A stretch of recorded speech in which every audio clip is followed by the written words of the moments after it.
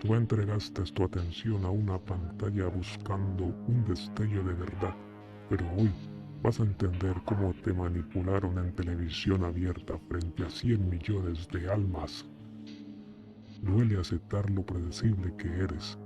Mientras consumes de forma compulsiva, debates si esa era la verdadera Shakira en el Mundial o su clon perfecto, Shaki Becca.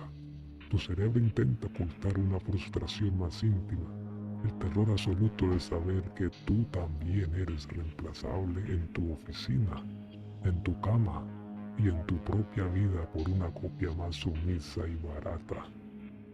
Los necios en redes sociales buscan calmar su pánico analizando cicatrices de varicela de 2003 en la frente o tenis de plataforma.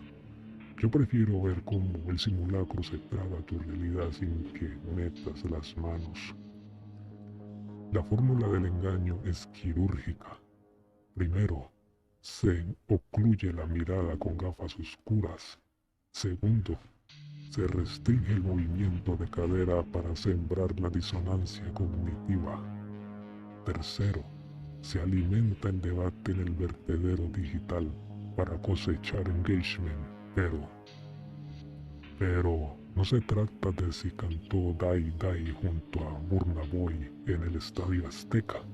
Se trata de que tu mente prefiere arrodillarse ante una simulación perfecta antes que aceptar la decadencia de tus ídolos de carne y hueso.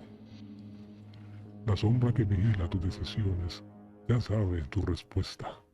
Si decides dominar las herramientas de la persuasión oculta para dejar de ser la marioneta y convertirte en el titiritero, suscríbete ahora al canal del Dr. Sombra. El abismo te está observando.